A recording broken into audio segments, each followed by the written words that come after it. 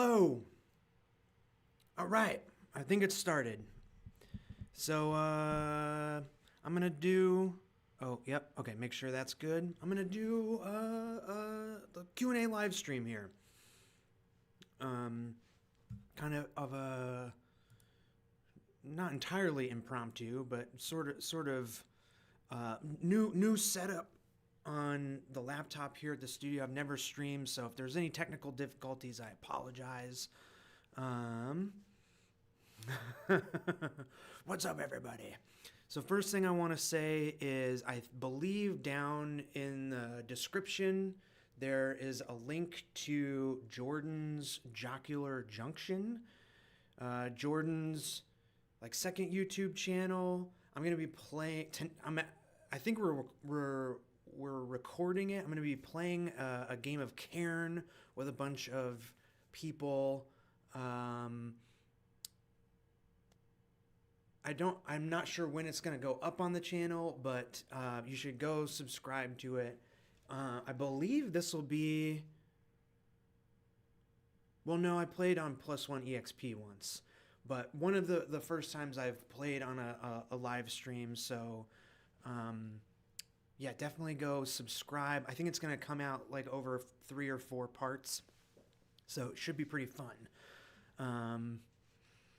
I got some questions from previous video that I want to answer, and then of course everybody in chat. Brandon, I love you. What's up, everybody? I see some patrons. I guess if you have a question, if you could write like a question in all caps for me, and if you can keep it short, that helps too. I'm gonna try and keep it short,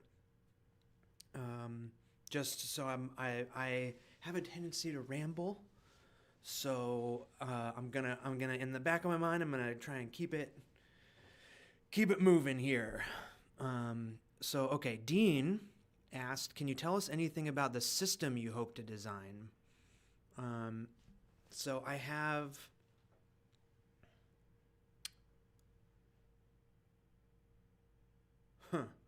How much do I want to give away?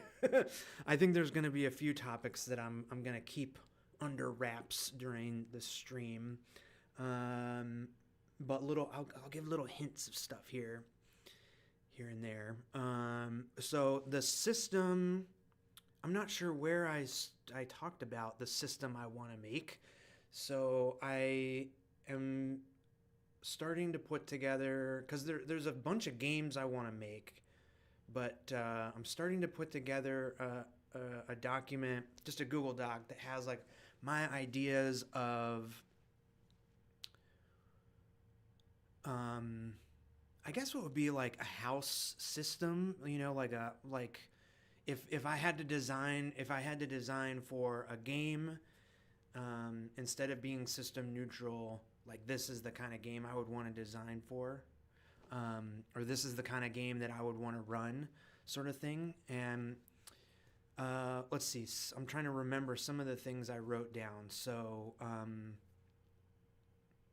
all of this could change. You know, I don't know. This is like just me thinking about it and like taking notes. So no math, I think, is like no complicated numbers, at least. That's one big thing. Another big thing is, I mean, like, really the tunnel goons, like, you know, instead of having skills, you just have a word. So it's like, if you're, I'm trying to think of an example here. If you're like a thief type character, instead of having like some backstab ability where you look at your character sheet and you read this whole, you know, big mechanical thing about how backstab works, you would just have the word backstab. And then anytime you wanted to do some sort of backstabby thing, it would just give you a bonus. however that works, I don't know. So those are like a couple of things. I have a lot of notes about like my GM philosophy and like how to create adventures and how to run things. That's like all those notes are like a big mess and would get refined, and this would be like a lot of play testing and stuff. So this is down the line for sure. But yeah, okay. Hello everyone. there's a lot of people. This is cool. Let's see.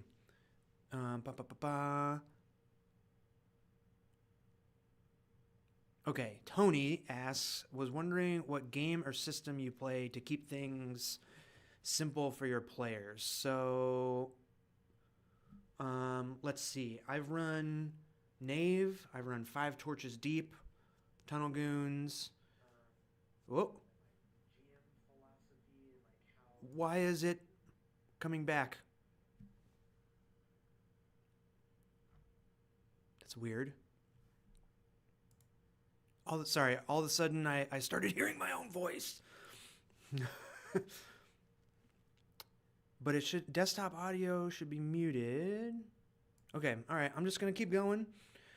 Okay, what was I? Yeah, so I feel like I'm still in the phase of like finding my perfect game. So I run a lot of stuff. I think Shadow Dark is gonna be the next game I run for the series of adventures that I'll release on Patreon sometime this year.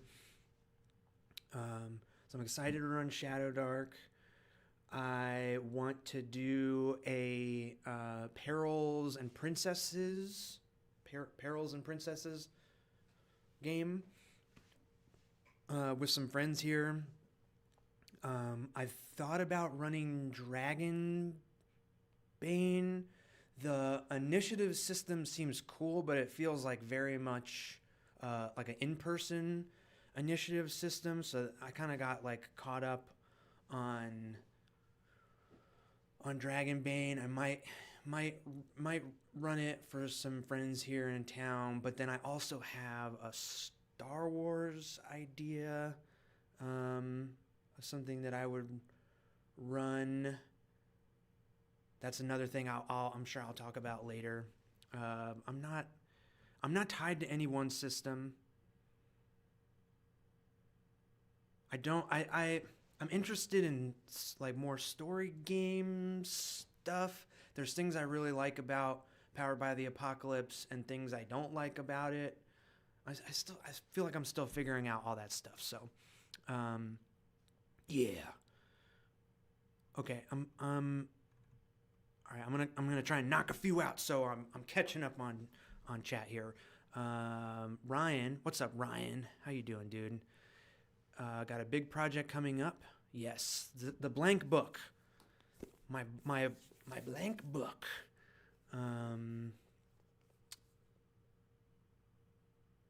Oh, that's not a question.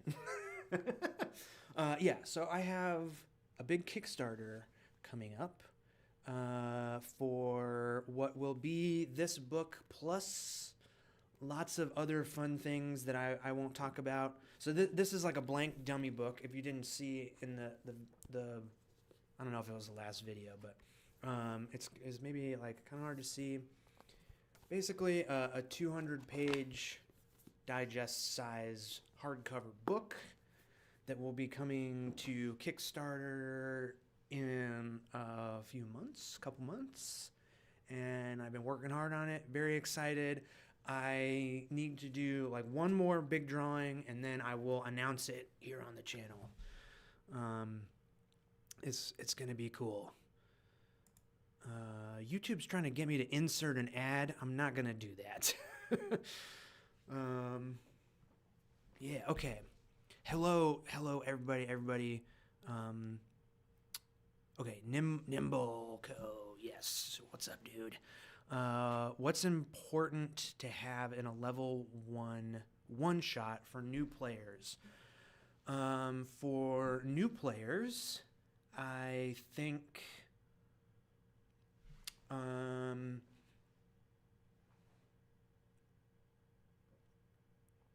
I think for new players, it's the GM's job to really make sure each person has a moment to shine. So like writing a level one shot adventure for other people to use, just having like a variety of stuff to do, I think is important.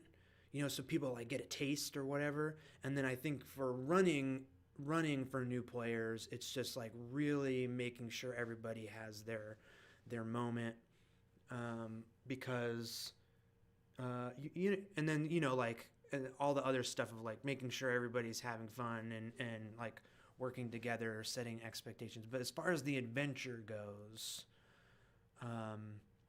having a variety of stuff. So like if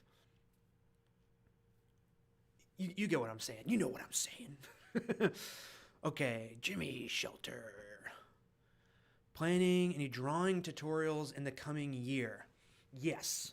Okay, that's another good segue into another project coming up. So, Flick Silverpen's Guide to Making Maps. This is like my guide to drawing world maps. And this month on Patreon, I haven't announced it on there yet. I'm gonna announce it next week, and next week's video will be basically like a how to draw a world map kind of video. However, this month on Patreon is going to be the sequel to this zine. So right now I think it's going to be called Flick Silverpen's Guide to Making Maps More Fantastical. And so in this zine, there's a lot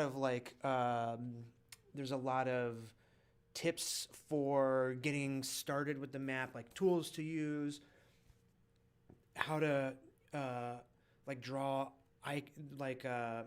just the ideas of drawing icons, like penciling, inking, that sort of stuff. And then it goes into, I don't know how well it's going to focus on this, but then it goes into like the step-by-step of how to draw each kind of thing. So how to draw forests, how to draw grassland, hills, all of that stuff. So the sequel zine is going to be how to draw like forests with dead trees, or like misty areas, or fire areas. I have a whole big list, and I need to add a lot more. So it's like how to like more fantasy things to add to your world map, instead of like the standard forest, desert, mountains, which this zine will teach you that, and then this next one will teach you like the even crazier stuff, and it's just gonna all be the step-by-step how to draw the things to add to your map. So I'm excited about that drawing tutorial. I think the other video I have planned for this month is how to draw like monster paper miniatures. That'll be kind of at the end of the month. Okay, I'm very far behind. I'm sorry, and I feel like I need to answer these questions too. Casey, what's up? Kristen wants to play as a princess. Perfect. Yeah, we're gonna do that.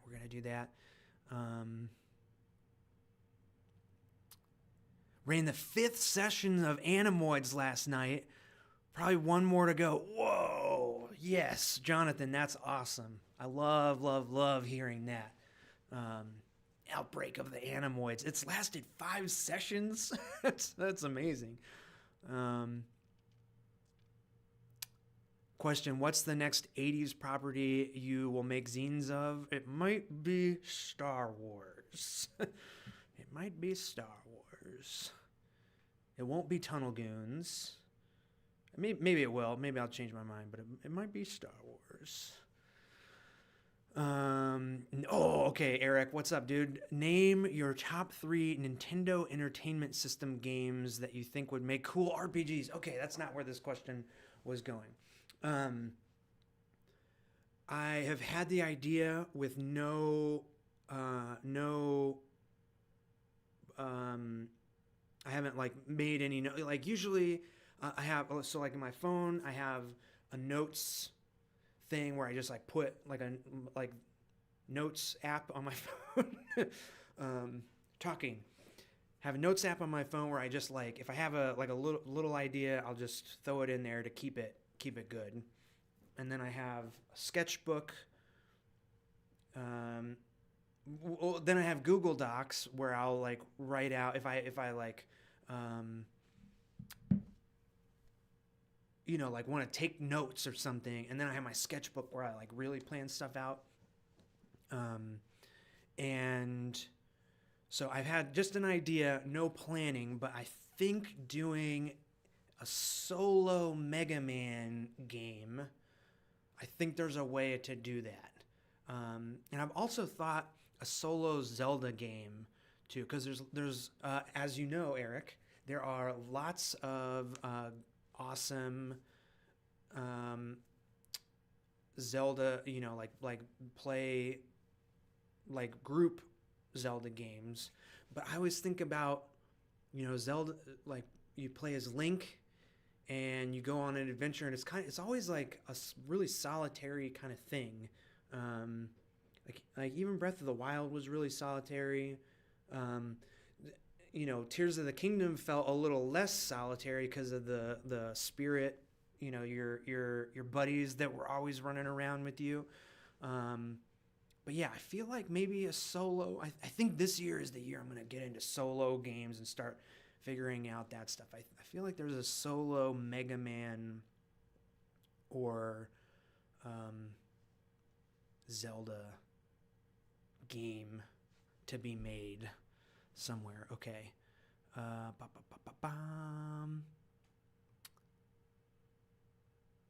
Okay, Philip. I've read all of Dragontown, loved it, and running as a LARP. My local group, very excited. Have you ever LARPed? If so, what system? I have not. But another thing that I'm thinking of, another thing I've started making notes on is like how to play with 8 to 10 people. And I like did a little Googling, and it seems like the consensus is like it's really hard to play normal games, even rules light games with that many people, because if you think about giving somebody a turn in a board game, or like letting people have their turns, their moments to shine or whatever, if that comes around a couple of times in an hour, like that's really tough. Like that's not that fun. And then but I've heard people talking about LARPs and how that is that's accounted for in LARPs. So I'm interested to find out more. I know that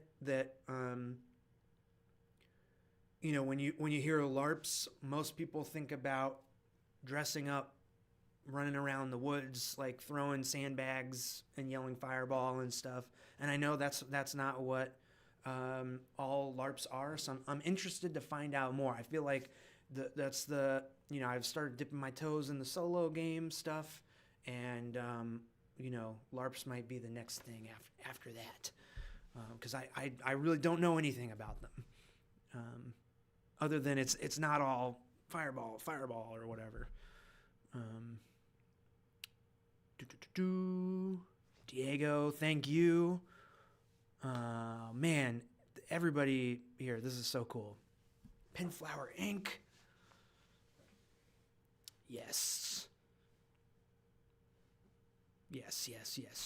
Star Wars is fun. And that's probably the thing that I've written the most for in the notes. I have a few pages of Star Wars notes going. Okay, Anansi Archives. How should I go about implementing a skill tree or similar system in my future games? Oh, that's a skill tree. That's you're maybe talking to the wrong person, because that's the that's the stuff I butt up against in RPGs the most. Is there's a disconnect between what I as a player think is cool and like well, this is a hard thing to explain. Okay, so like when you're playing D&D or whatever, maybe D&D isn't even the best example, but you pick a class. That class, it like you do something, that class is like, hey, I'm good at this kind of thing. And then there's a bunch of mechanics and skills that like reinforce that fantasy of a thing, right? But then like I've always found as you play the game and the story kind of unfolds, like, yeah, you do those things, but that might not be like what's happening in the story. So there's always like this weird, I don't know how to articulate it. There's always this weird disconnect. I'm not answering your question at all. But yeah, the skills, it's this thing like outside of the game, but it's inside of the game. And it's like disconnected from the story, but I don't know. Skill, yeah. I'm not explaining this well. It's maybe something I need to think about. But how do you implement a skill tree? I just think you come up with what you think is fun, test it out a bunch, change it where it needs to be changed, and then don't worry about balance too much. I think that's kind of a thing that people get hung up on a lot. Yeah, I don't know. I might be the wrong person to ask about that. Okay, here's a good one. DT Gray Arts. Any recommendations on where to print zines? So, for my zines, I use a company called Mix'em. They're a very big company that it seems like they have multiple places that print. The quality is very good for the price. The price is very good. The customer service is very good.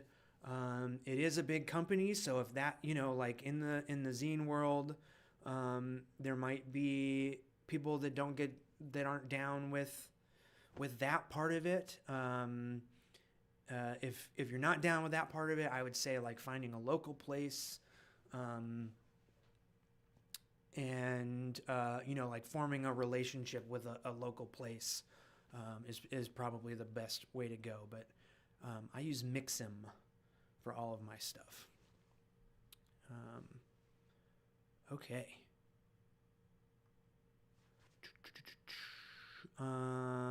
Diego's got a home campaign going with some unscrupulous emporiums. Good to hear.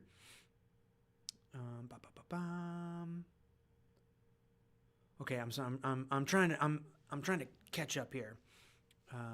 Matthias, hello. Oh, that's bummer. Your session got canceled. Okay, here's the question, Tim. How do you incentivize players to get into trouble, both as a GM and as a designer? Ooh, I like that. How do you get into trouble?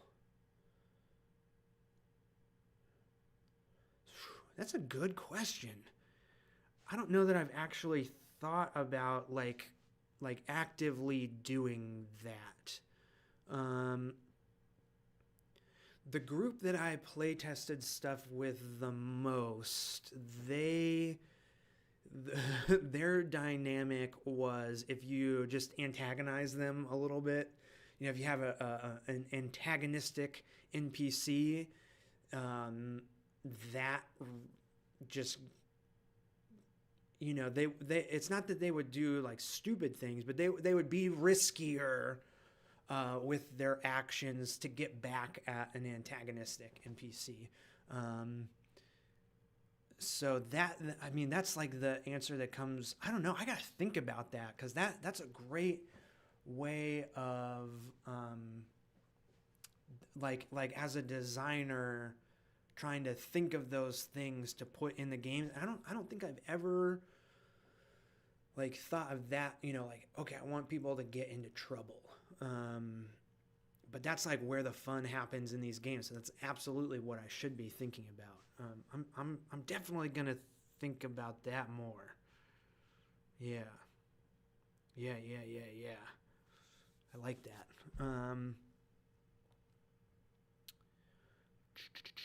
Pinflower question: have you played any Call of Cthulhu? I have not. I feel like the skill-centered character creation and progression would be right up my alley. Okay, interesting. That's a good recommendation. I know it's extremely popular, and I've never really looked at it. That milieu of what's it? It's like psychological horror, I guess. I really am not a big horror person. I feel like some of the OSR stuff kind of creeps in to that. But like even when I played Morkborg, like the Morkborg game we played was like this insane dungeon, like real, lots of horror stuff going on. But I think that game is the game that I laughed the most playing. Like we really, not that we didn't take it seriously, but we, it, I guess maybe it was like so over the top that it was funny. I don't know. Horror stuff is not where my creative brain goes. But now you're talking like mechanical things from Call of Cthulhu. That makes me interested to check it out. So I want to, Brandon, if you're still in here, I want to run. I mean, there's lots of things I want to run for Brandon, but I want to try running the Free League Alien RPG. I feel like that's I heard how like that's different than the Year Zero system for some of the other games. I was thinking about running a Tales from the Loop at one point, never got around to that, but I'd like to run an Alien game for my friend Brandon at some point and use the Year Zero. Patty's Parlor. What's your thought on a print-at-home style zine? I've been aiming to format my zines to do so. Yeah, I have a lot of patrons ask to make my zines so they can print them at home. I think if you here in the U.S., an 8.5 sheet of paper, letter size paper, is the most common printer paper that, if somebody has a printer, it can print 8.5 by 11 sheets of paper. So if you format your zines the same way I do, to letter size, so like each page of your zine will be, half of a letter size sheet of paper, because the zine is folded in half. So it's letter size is 8.5, 8.5 by 11. So each page of your zine would be a 5.5 by 8.5 inch page, and then Adobe Acrobat makes it very easy. You just select booklet when you print, and it'll like format everything and print double-sided to make zines. I think that's the easiest way. So you're looking to make a zine on a letter size piece of paper that is folded in half. So your page size and whatever layout document you're using is half of a piece of letter size paper. And then I believe A4, people in the chat can correct me if I'm wrong. A4 is like the international like probably much more widely used format elsewhere. Yes. Okay. Boo, boo, boo, boo.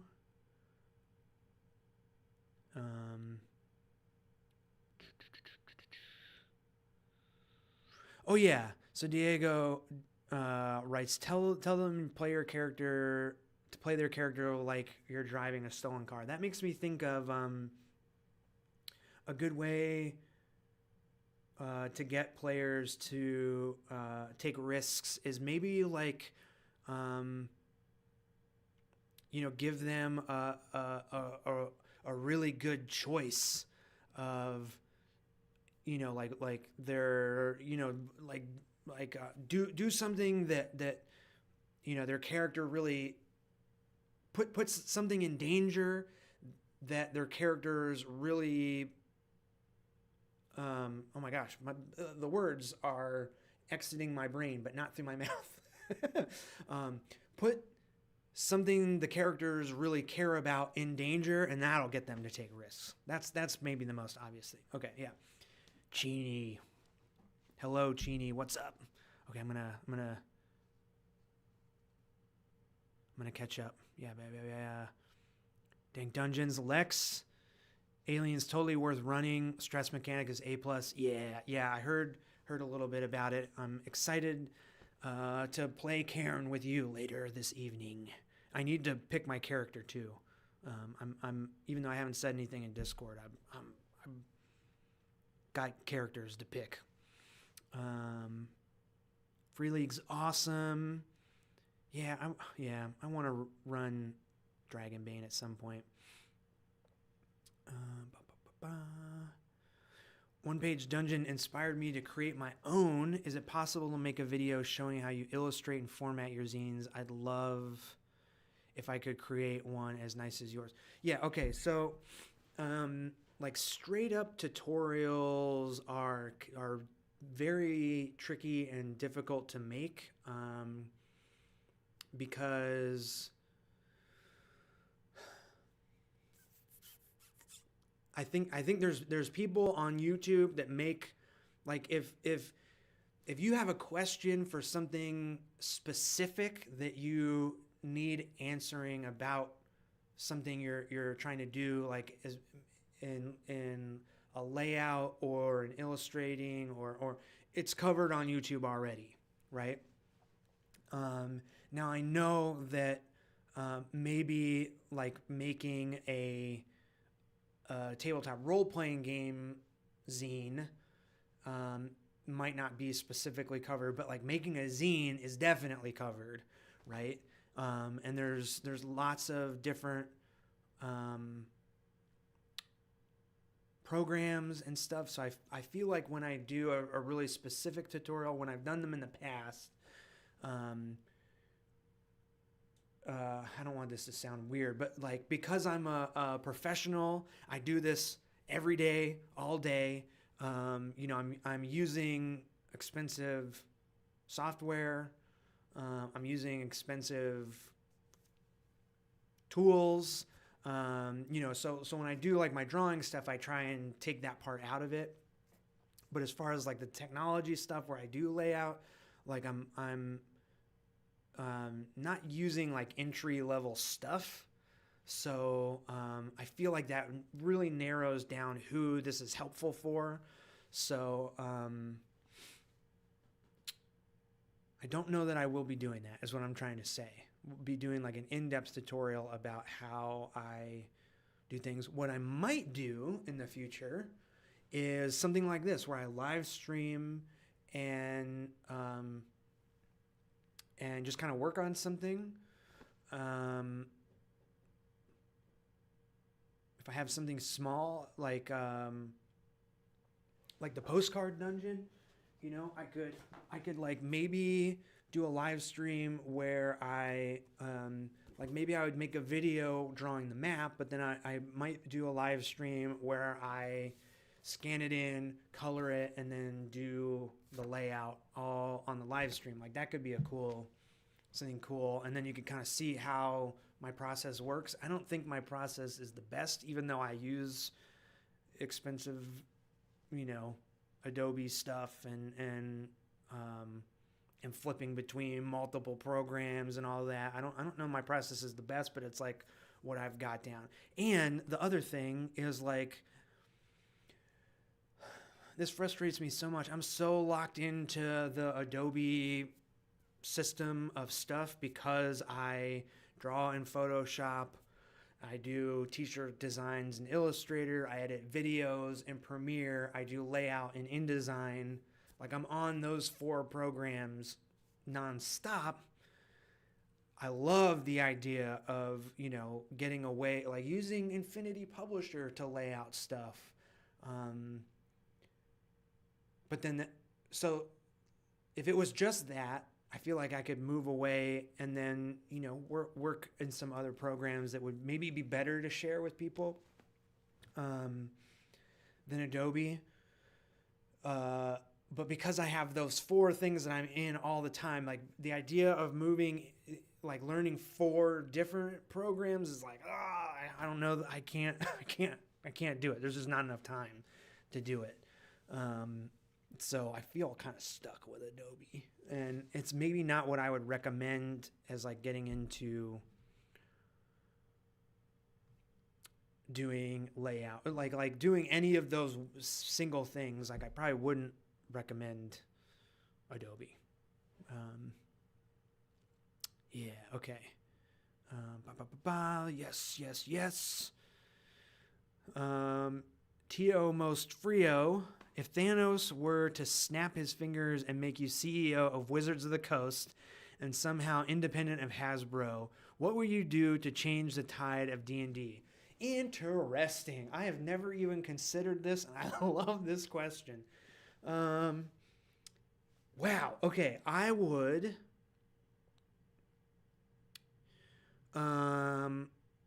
Okay. Now... Okay. There's 2 ways to think about this. The one way is like how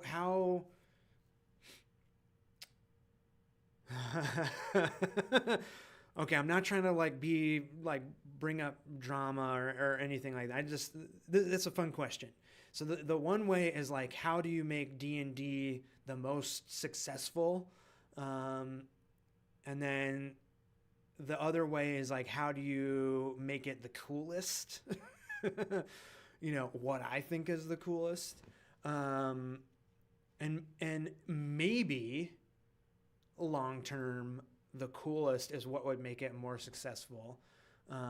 So like, okay, first things first is I would release a starter set, like a legit starter set,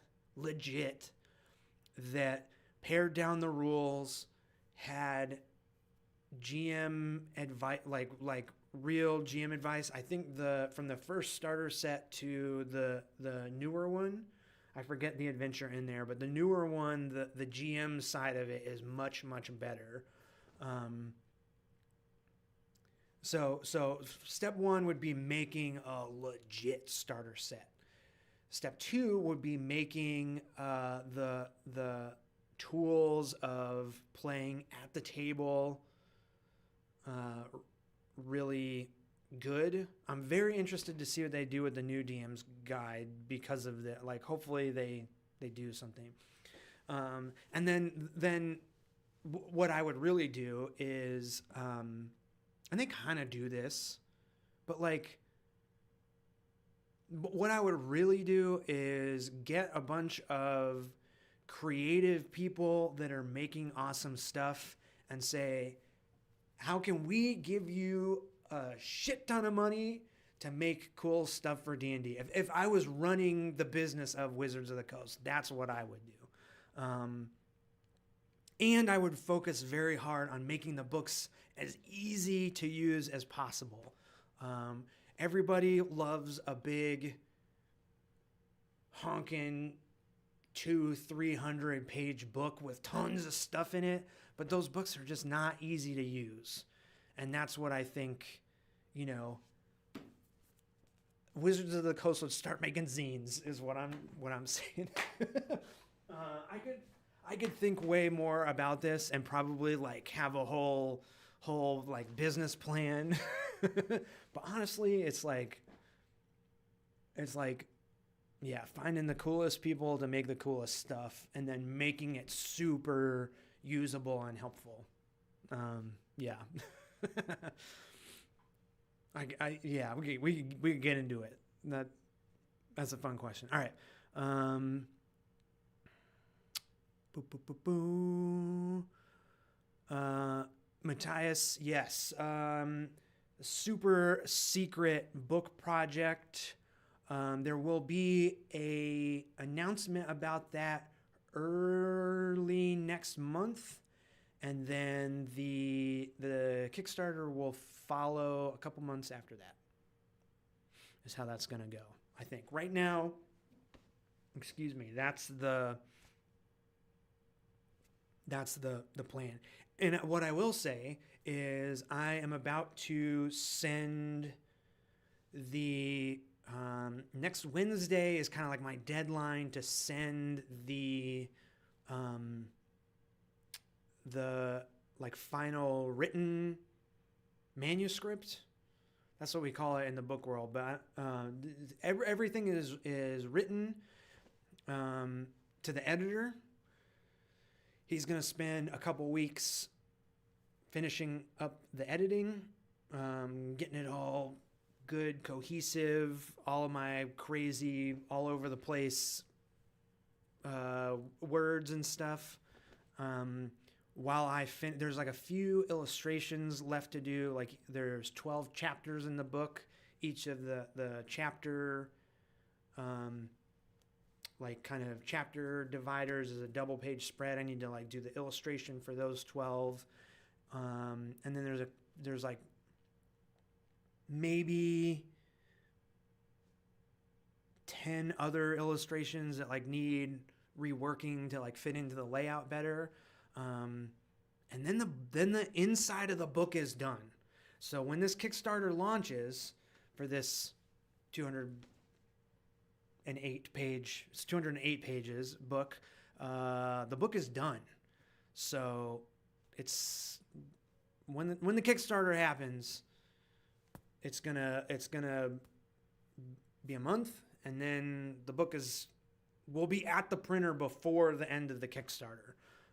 So the end of the Kickstarter will just mean I can have the final numbers of how many people we're getting this book to, and I'll be able to pay the printer. So that's the exciting part about this is I'm not doing the Kickstarter to fund the making of the book. It's done. So, yeah. And then early next month we'll have the cover is what I still need to illustrate. I keep saying I got to do one more illustration. The cover is what I have to illustrate. I have the sketch of it, which I don't have on this computer actually because I saved it to my desktop at home. I have the cover sketched. There's like, the extra stuff that's gonna be a part of this. I can't wait to show you guys. It's gonna be really cool. It's gonna be really cool. It's not just the book. There's other stuff too. See, you guys are tricking me. Get me excited about this stuff. I'm spilling all the beans, but I want the announcement to be really cool. So there's lots of stuff I want to, yeah. You'll see. It's soon. Okay. Nathan, any tips on building out a bestiary for a TTRPG?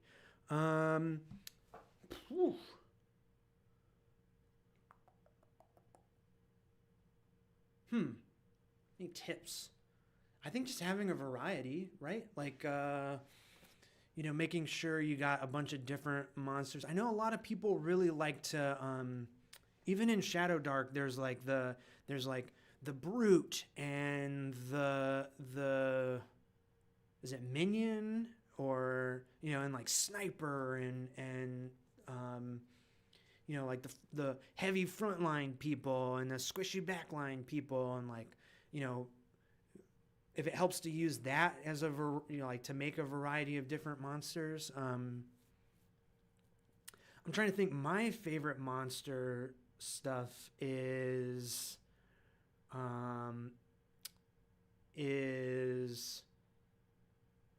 when books make them, it's not just that part, like the stats. It's like when it makes them like really easy to drop into your game, your setting and stuff. I think that's to me, those are the best. So if you can like give each monster a story hook, that would make it easy to drop into a game, or if you're doing a whole setting, drop into your, like, what makes that monster specific to your setting. The story stuff, I think, is what monster books should have more of, personally. So thinking about that stuff. Boo boo boo. Night Noon Games. Indestructible Boy. Dude, this is great. Bryce, how's everybody doing? Okay.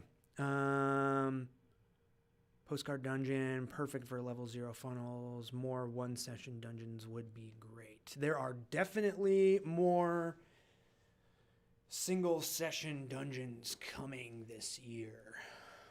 Maybe not specifically dungeons, but this year I will be doing another set of interconnected one-shots.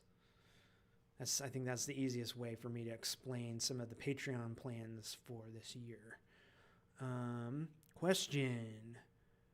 Just tuning in, but when are we going to get the Flick Silverpin's writing in a hardback collection? That's maybe when you just tuned in. That's what I was talking about. So this is going to be a Flick Silverpin guide in a hardback collection. If that gives you a hint what it is going to be. So Kickstarter soon. Yeah. Tim, question. Just played Quest RPG for the first time with my group last night. What do you think about modifiers versus no modifiers? Quest has no modifiers. Also, ideal number of modifiers if pro mods 3, 4, 6. Okay. Okay. It all depends on the game, right? I'm not shy about saying that I love how Tunnel Goons does modifiers, because Tunnel Goons, it's like a single word that describes your character or your inventory. If that word applies to what your character is doing, you get to add +1, a modifier. And I think that is awesome because it lets players be creative with how they interpret their characters, and it means that you're not sitting there staring at your character sheet. We talked a little bit about skills earlier, like reading through some crazy skill, trying to figure it out before your turn comes around, and you're not paying attention to what the other players are doing. So yeah, there's lots of things that I love about that Tunnel Goons system. But modifiers, as long as it's simple and it's not like some like weirdly, the thing that I don't super like about Tunnel Goons is that you have to subtract, and that sounds crazy because it is all small numbers and it's not hard, but it's just, I don't this is going to give you an insight into how I think about game. I hate doing math. I just hate it. Like, even simple math, I hate it. I love rolling dice. I love rolling dice, but like when I have to stop and think about adding or subtracting numbers instead of what's going on in the story, I just don't like it. So modifiers, if they're simple, I like a three stats is good enough for me. 3 stats covers everything usually, maybe 4. If there's the number of stats doesn't really matter as long as the stats make sense and you don't get confused about what the stats are. But yeah, I'm not against modifiers if they're simple. Okay, I'm gonna keep this rant quick. The Adventure Time RPG that's supposed to be coming to Kickstarter soon. They recently announced that they're gonna make it 5e. Instead of what sounded like the coolest system ever. So it's custom dice, which I know, it was custom dice. I really hope they still do something with this system. If not, I'm going to steal it. I'm just going to steal it. I'm going to get in touch with it's Matt, somebody is the designer. God, I would love to talk to him. Seems like the coolest dude ever. This system sounds so awesome. The Adventure Time. So the idea is you have I forget if it was like 4 or 5 stats, and then they were color coded. But basically it was like if you're not good at a stat, if you have a low stat, you're not good at it, it's red. And then it goes like, I'm just making this up, but then it goes yellow, or it goes like orange, yellow, green, blue. So if you're really good at a stat, it's blue, right? And then you roll a dice that says yes or no. And if you're bad at the stat and you're doing the thing that you're bad at, you pick up the red dice, and that means there's more no's than yeses on the dice. You roll it, and if it says no, the thing that you wanted to do doesn't happen. If it says yes, the thing that you want does happen. And you also roll a second dice that says and or but on the sides, and so then it's the PBTA thing that I love. So like the mixed success or failure is like in the second dice. So you're always rolling 2 dice. Your skill level just changes the color, so there's no math. It's just the resolution mechanic. It's so nice. And then it also has the Tunnel Goons thing where your inventory and your skills or whatever would bump up your dice color. So if, like I think the example I saw is that BMO has a skateboard. They just have skateboards. So if BMO, who's really bad at fighting, has red in fighting, uses her skateboard to hit somebody, then they would bump up. I think this is how it works. Then they would bump up from orange to yellow. Or from red to orange or whatever, and get to roll a dice with more. Like, so simple, so cool. I really hope they do something with it, because I just think it, like, I mean, playing with kids, it just seems like that would be the perfect way to get kids into playing games. Just so cool. And now they're saying it's just going to be 5e. Like, oh, my heart breaks. I mean, I understand when you have a license and a business. I think it's Cryptozoic Games, or maybe I get it, but man, I hope they do something with that system, because from the outside looking in, it sounds like they got this really cool. I wish I could remember his name, Matt something. To design it, and it sounds so cool. Okay, all right. So I said that rant was going to be short, and it wasn't. Okay, let me. Hello from Scotland, Nick. That's awesome. Boom. Jason Bell. There is loot. It's going to be cool. That's all I'm going to say.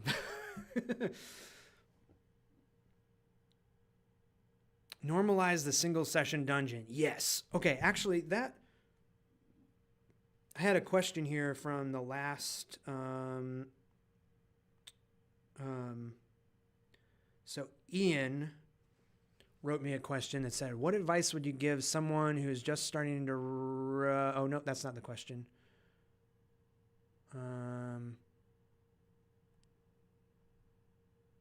Was it the first one? No.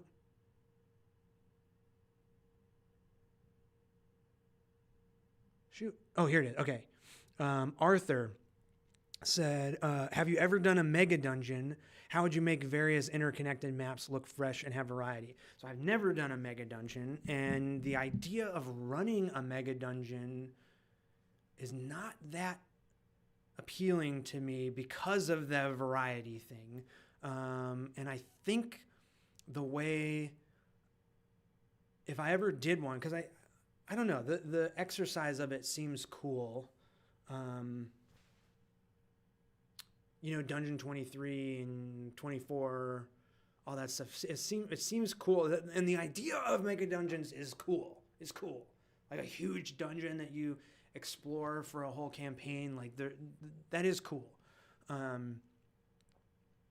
I think the way I would do it. So there's a book called The Stygian Library, which I don't think it's not a mega. It's like there's like 30 rooms, but then also a lot of random stuff added in. But the idea is that every library in the world is connected through a portal to this Stygian library, like where all knowledge is kept and comes from. There's all this crazy stuff going on.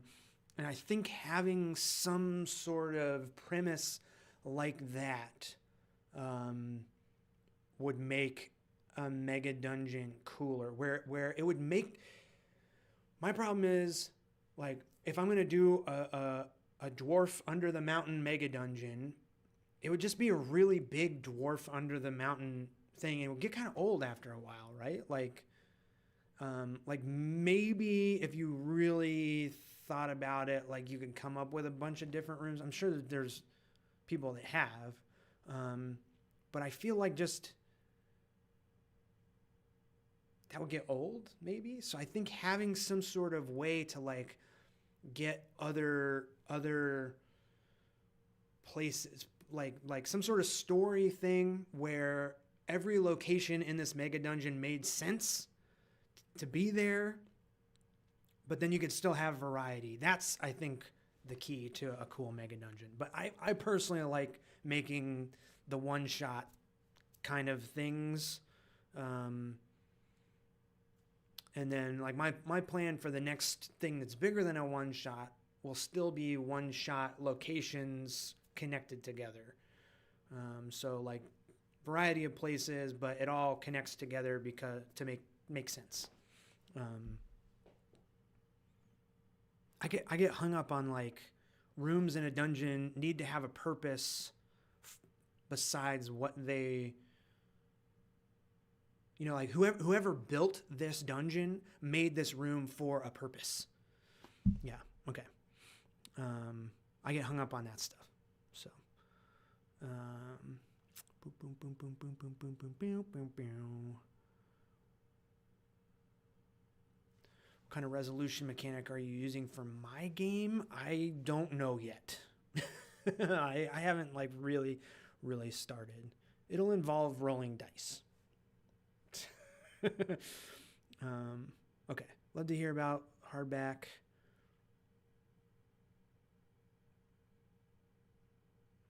As far as costing goes, Cooper asks about costing for the hardback and extra stuff. I don't know yet. I have gotten a quote for all of this stuff. It's being updated.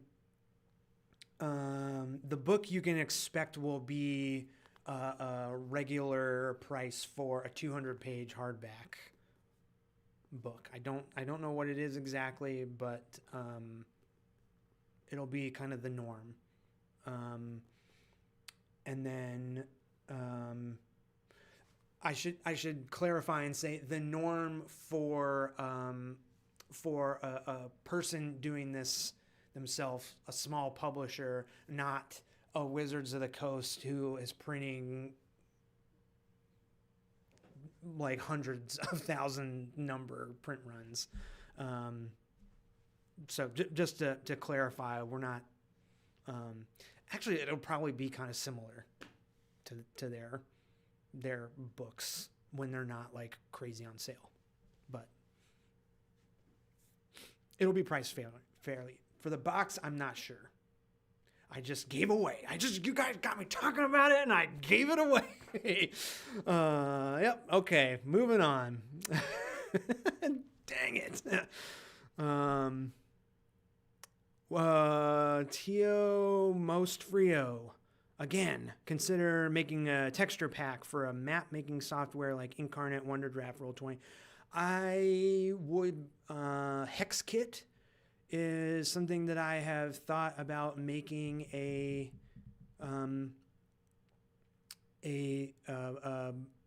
making hexes for Hex Kit, but really what I want is to teach people how to make their own. So I don't know that I would spend too much time on that, and definitely not tying myself to one of those like services. I don't really know how the Incarnate, Wonderdraft,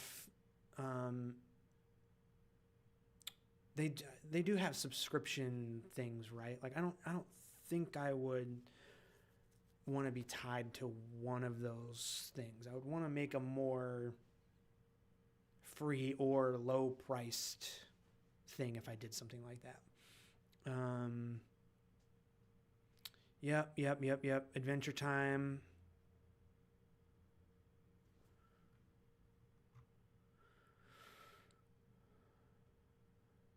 Yeah. Okay, Bryce asks, how long do you spend on each drawing for your zines? Perhaps per page is a better question than per drawing.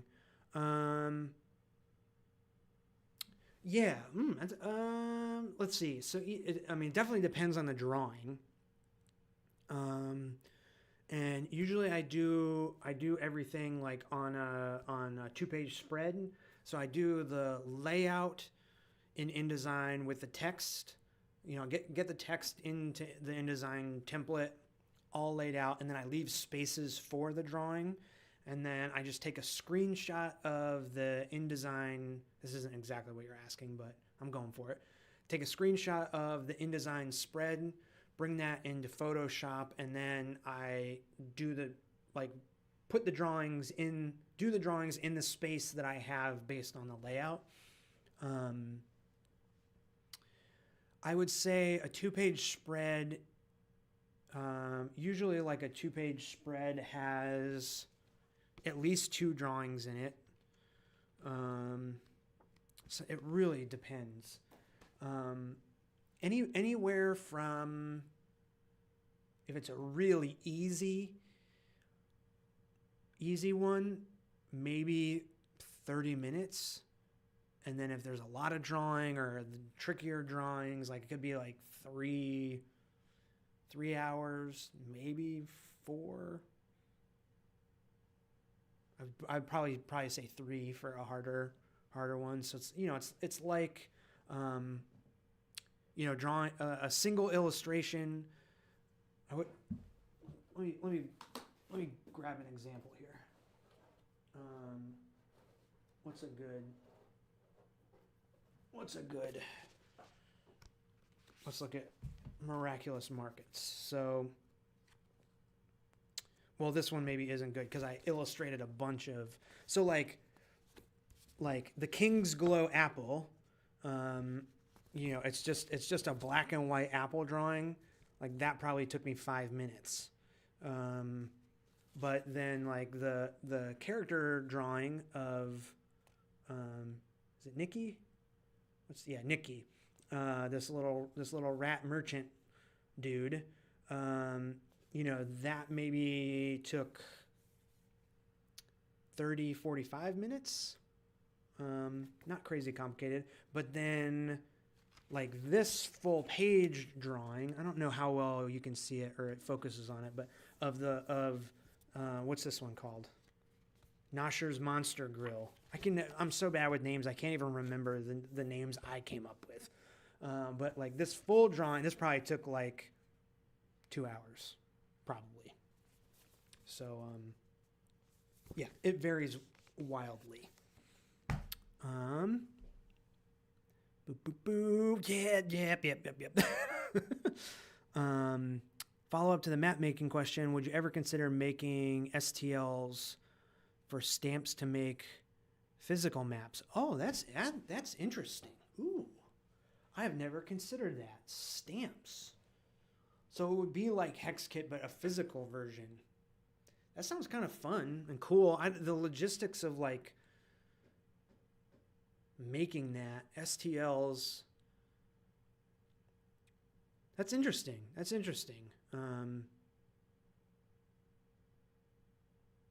sounds fun. I just got this game. It's a map making world building game called Foundations. I think is what it's called. Foundations. Leyline Press. And the cover and like all the map stuff looks kind of like that, like stamped. It's like a solid color, like all the trees are like solid green color, and it's like stamped, and it's a super cool look. Yeah, that's a really interesting idea. I think that could be fun. I don't know about STL files for people printing their own, but because I don't really know how many people are printing their own stuff. I'm very far away from the miniature side of this hobby, the 3D miniature side of this hobby, I should say. Yeah. What happened to level 3 JP? I basically just ran out of. I couldn't keep up with it. I started working more on this channel and my monthly books, and it was just too much to film gaming videos anymore. So I put that on hold. And here's another side of it. So as the RPG stuff became more of my job, I wanted to have something that was not some hobby, something that wasn't job-like. And so playing video games, you know, when you're like recording videos and trying to do that, it becomes job-like. And not that I always enjoyed making the gaming videos, but I wanted to just have something for me. So video games are back to just for me when I feel like playing, and skateboarding is the same thing. It's like I'm not trying to make skate videos, not worried about like putting clips on Instagram and stuff just because I want to just have fun skating instead of like trying to get attention for it, if that makes sense. Okay, Night Noon. How does it feel being full-time creative? That's the dream. So yeah, thank you, dude. It feels crazy. It feels crazy to like this my nose. Hold on. I gotta wipe my nose. I'm not gonna get too sentimental, but I want to say that like the idea of being able to make something,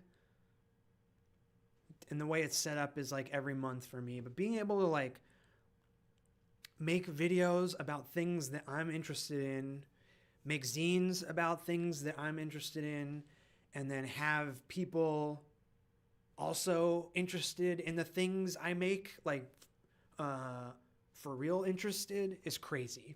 Because I've been making stuff forever. For as long as I've been Like I made my first comic in high school, as in like I made something and then reproduced it in a way that like multiple people could read it, right? And so yeah, it's this, it absolutely is the dream. The thing that I think is so cool about it and what I'm so grateful about it is that I can pursue what I'm interested in, and I don't feel I don't feel a pressure to like do something to make other people happy and stay interested. I feel a pressure to make the stuff that I'm making really good. There's still that pressure, but what I'm really, really grateful for is that people seem to be interested in the stuff that I'm interested in making, if that makes sense. And yeah, it's like, it's crazy. I'm incredibly grateful. It's so cool. Yeah, in the last video, someone made a comment that was like, so you're telling me that you spend your day like making tabletop role-playing game stuff. You have a private skate park, because where my office is part of Revive Skateboards. So we have a private skate park. And then there was something else too. And I was like, yeah, dude, it's crazy. That is crazy. I have like, it's so cool. It's incredible. And I'm super thankful that, you know, you all people are into it. It's amazing.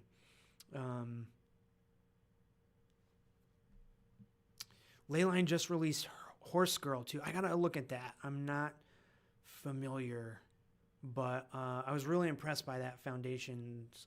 I gotta play it soon. Foundation world building game looks super cool. Have I ever illustrated a tarot deck? No. But if I ever found a good reason to do it, it would be cool. I love the idea of like big cards. Like a monster tarot deck would be super cool. Yeah. Matt asks, you're very prolific. How do you manage all your different projects? Do you start many different things at once, or do you try to finish on one thing at a time? Thank you. I feel like I was just saying, I feel like because this is my job, it allows me to be prolific. So there's that part of it. It's like, you know, and I want to say it allows me to be prolific, not that it forces me to. It allows me to make a lot of stuff. As far as the creative process of keeping, I think I got another question from the video last time that I want to, yeah, Roddy Hansen asked, since you release new TTRPG zines monthly, how do you keep your motivation going? Do you have creative blocks? Same kind of thing. So like creatively,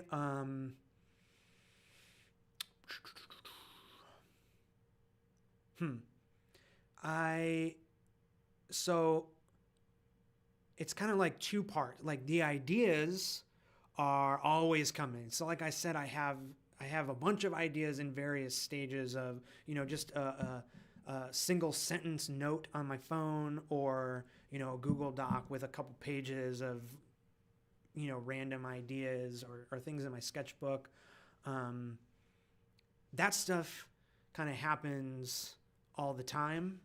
And that's the kind of like never ending stuff that I feel like, as long as I'm having fun playing games and learning about new games and getting inspired by stuff like that, that's the sort of thing that's never going to happen. But then the hard part is taking those things and like turning them into something that other people can use. And that's where the sort of like job part comes in. And with that, I tend to be a very like one at a time focused thing. Like I can only really really focus and like go into making something to completion, like one thing at a time. That's kind of why the hardcover has taken longer than I wanted to, because once I start going on a monthly zine, then my focus kind of shifts and I'm all in on that. And so the juggling the two has been tricky. And then, you know, it really wasn't until the last couple months that I started like really saying no to freelance jobs.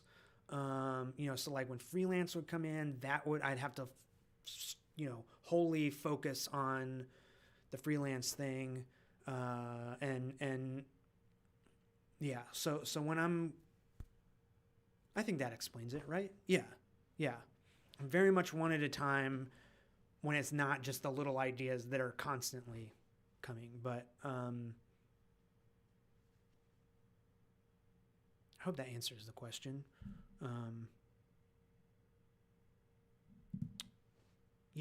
Yeah, okay.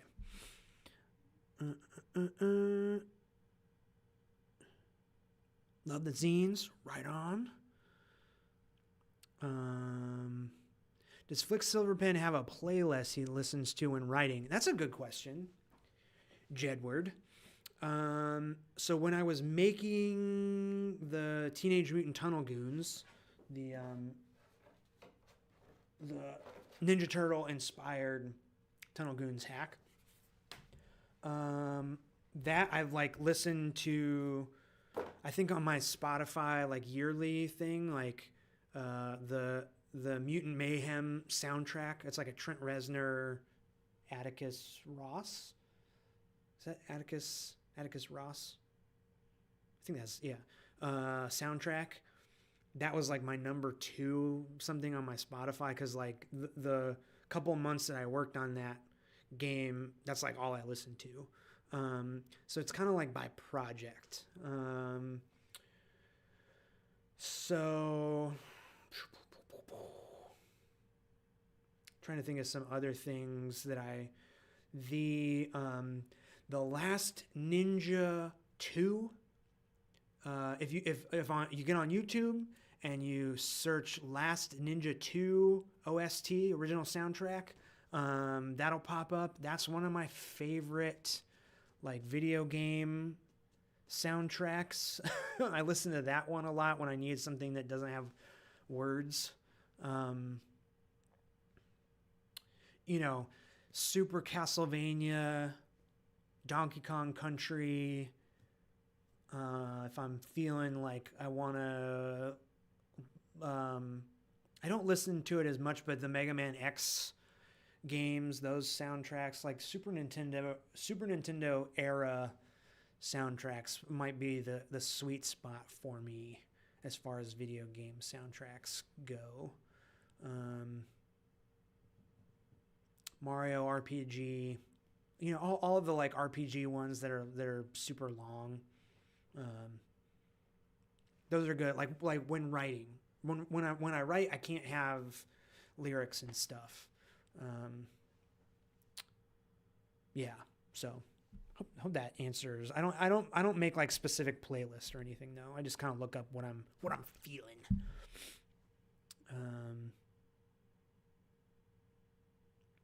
How do you handle the cat whipping out? No, I don't know what that means.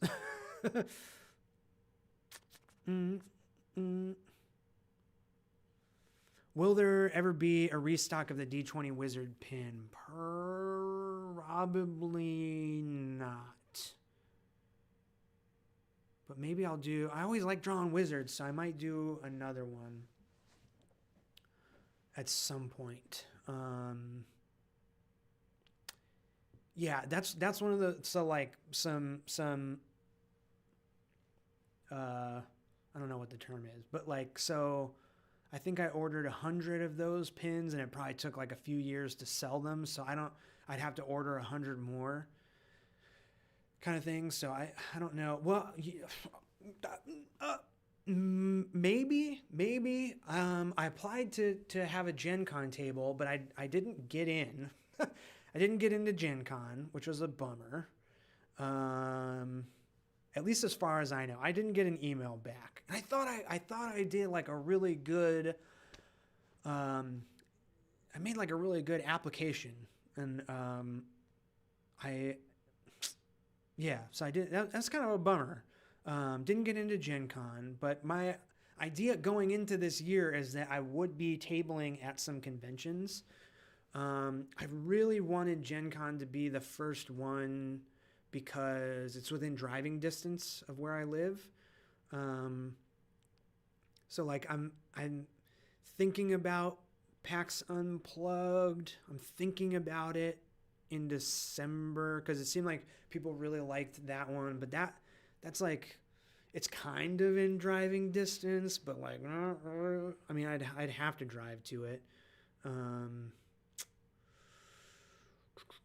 So, but what I'm trying to say is that if I do start doing convention stuff, and we'll see how this Kickstarter goes, and if it seems like it would be, because I've done with the comic stuff that I used to do, I've done tons of conventions, and I do love going to conventions and stuff. So it's kind of up in the air, but long story short. The conventions, if I do start doing conventions, I will have more pins and that stickers and that sort of extra stuff. In which case, maybe I will bring back the D20 Wizard, because I feel like when people can see the pin, they're more likely to, yeah. What's up, Keith? How's it going, dude?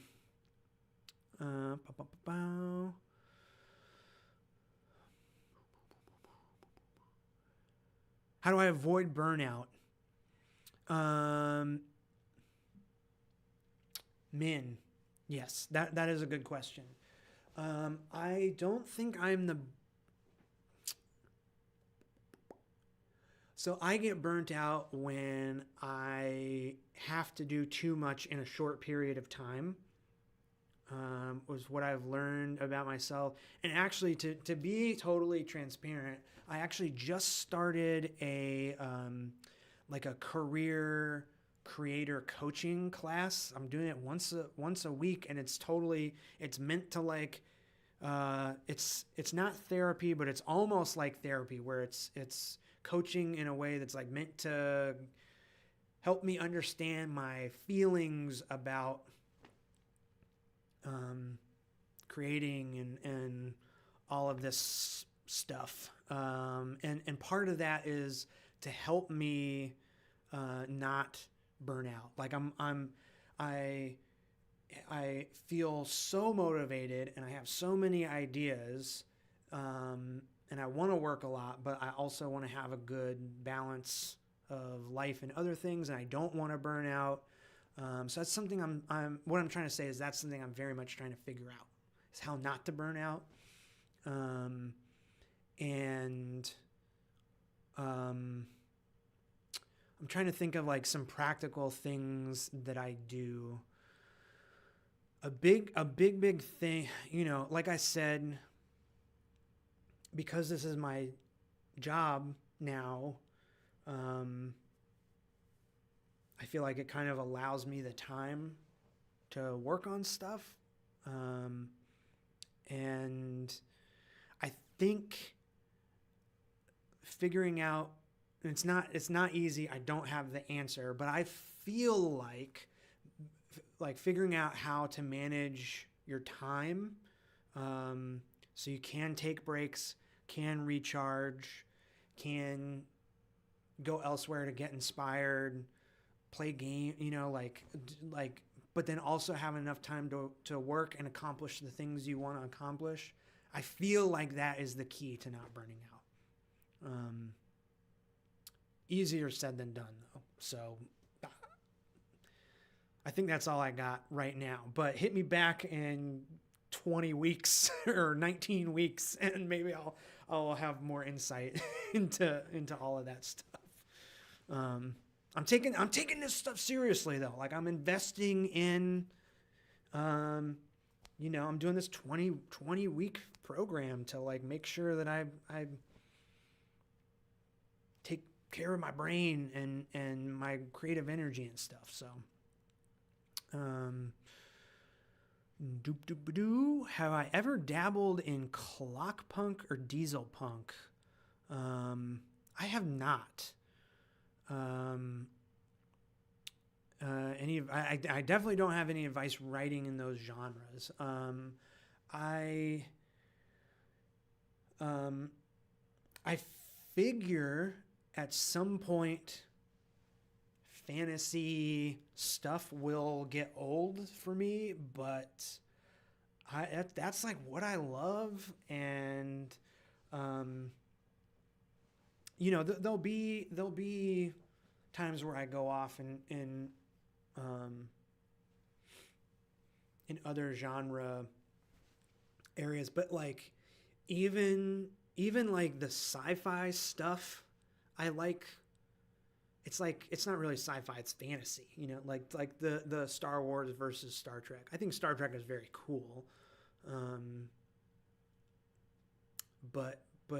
yeah, I guess like you said clock punk and diesel punk. I honestly I don't know what like the difference, and I'm forgetting what the more common term of that stuff is. Cyberpunk is all that's in my brain. I really want to play Cyborg more. I played one game. Anyway, I guess that stuff is still fantasy. Yeah, I don't know. My brain is just, it's locked into little goblins and big dragons, man. Yeah, it's just where it is. I don't know.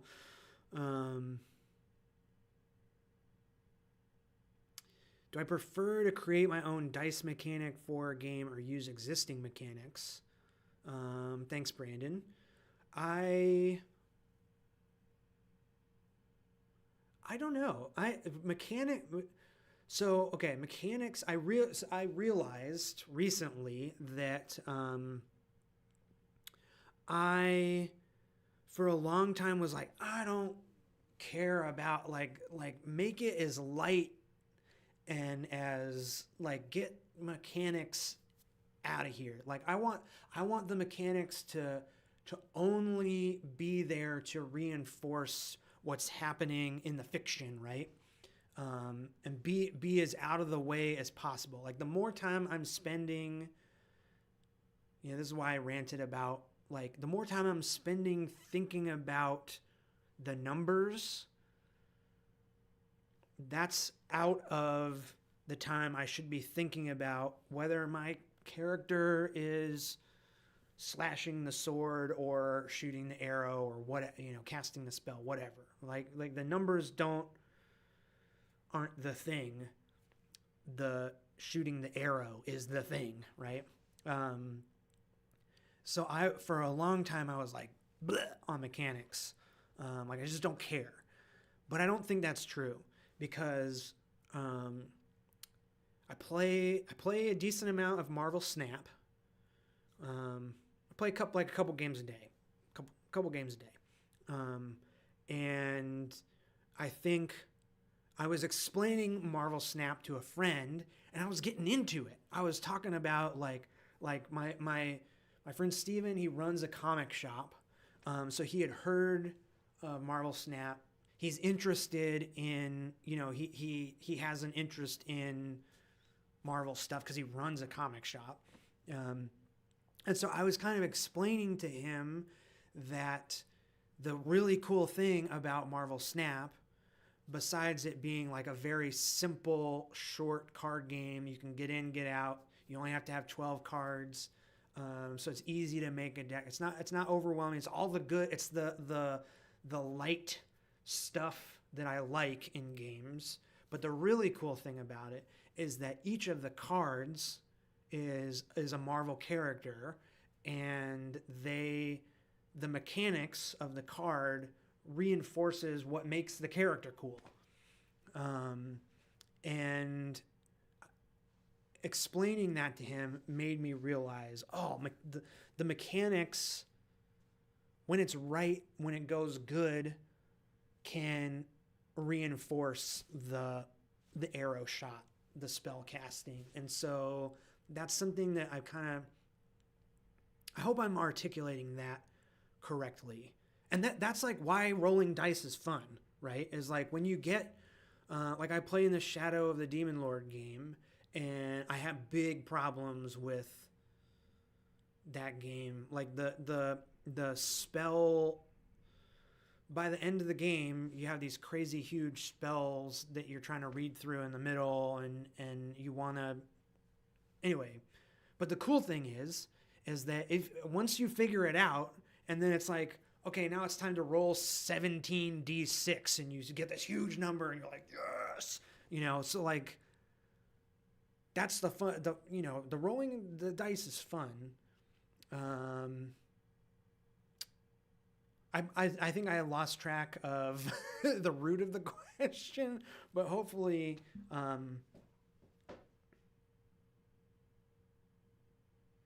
I think I would steal, if I'm like, when I'm getting into making the game, I will steal the dice mechanic that is the most fun, that is the least in the way of the fiction, or the most reinforcing of the fiction that's created at the table, if that makes sense. That's my perspective. Am I going to GaryCon? I don't believe it's in March, right? It's like just a little too far.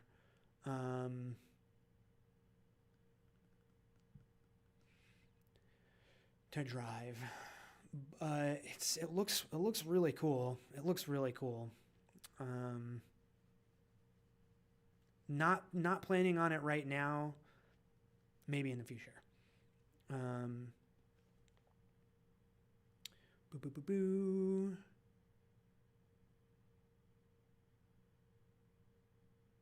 Min, that's awesome. Yeah. I like how you put budding ? TTRPG writer. If you want to know something that makes me unreasonably frustrated, is like when I go to an Instagram account or something, and they have this, it's like your name, and then you have your little bio or whatever, and when the person says amateur artist or amateur illustrator or amateur cartoonist or something, and then their Instagram is filled with images of their drawings and stuff, I'm like, you're like, what do you mean amateur? You're not an amateur. Like, look at all the cool stuff you have.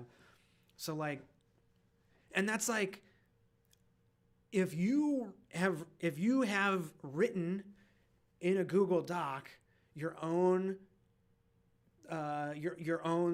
campaign setting, your own world for your own game at your own table that you've played with other people, you are a tabletop role-playing game writer.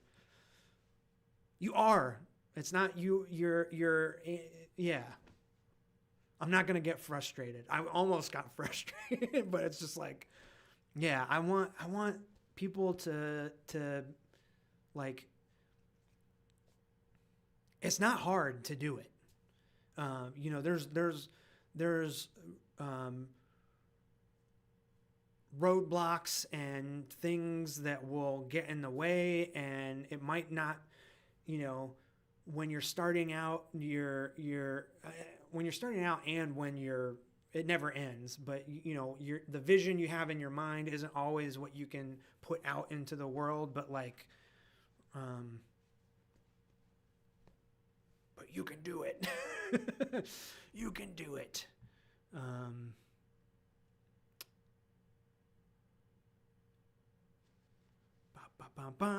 Okay. Greetings from another JP. What's up? Have I ever made a solo one-page solve a mystery logic deduction map? Not RPG. Something Indiana Jones-esque. I have not.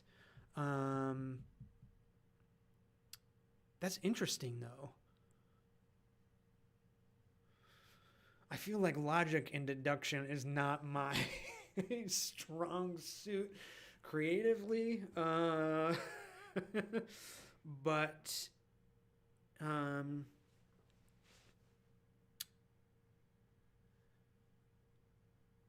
yeah, I'd be interested to like I think I can't think of the guy's name. He's like a sleight of hand magician or something on YouTube. He has a really big channel, but it's like his channel's turned into like he gets these crazy boxes where he like it films them really nicely and like it's like a escape room kind of thing, but just a box that he has to like open.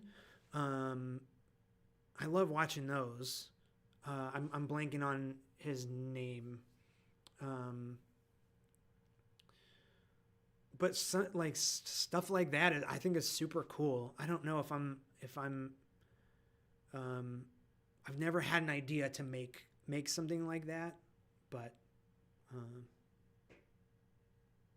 super cool. I always thought it would be really cool to make an escape room that had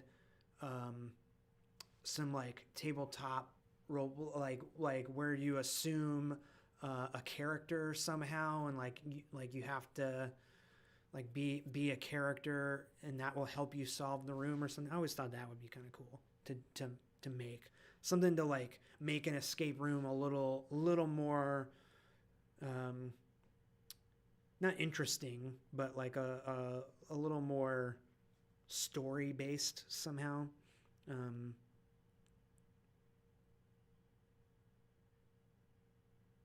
Yeah. Min, I understand. I understand where you were coming from. It just gave me an excuse to rant on the amateur budding creative person stuff. Thank you, Lucius Rex. What system do I play the most?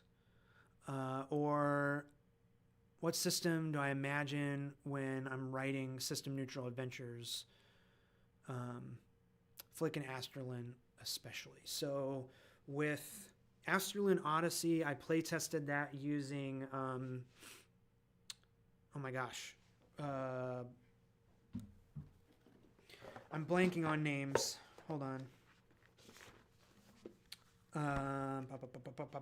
It's a Zelda-themed game. Heroes of Cerulean is the game that I play tested Asterlin Odyssey with. However, I don't. You can play that game with whatever. So that's another thing. Like the reason I like making system neutral stuff is because I don't have to think about the mechanical side of things. And so the game I have played in the most is probably Shadow of the Demon Lord. Have had two over year-long campaigns in that game. Played plenty of 5e. That's probably what I've run the most because I had a long ongoing campaign of 5e at one point. But I really don't have a preferred game. I really don't. I like playing different games, seeing what else, you know. I mean, honestly, most of the games I've played have all been, you know, the typical. Maybe not roll d20, but you know the typical fantasy resolution mechanics, stats with modifiers added, kind of thing.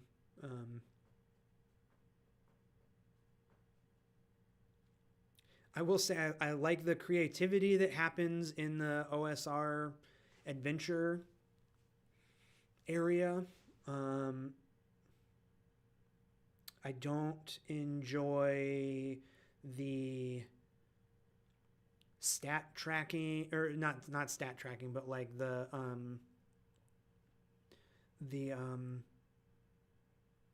rations and torch tracking stuff. I'm a little more on the heroic side of things. That being said, I am gonna use Shadow Dark for my next campaign, longer thing that I'm running. So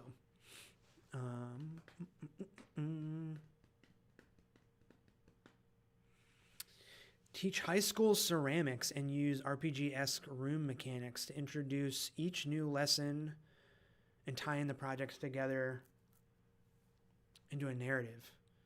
That sounds rad. That sounds really cool. I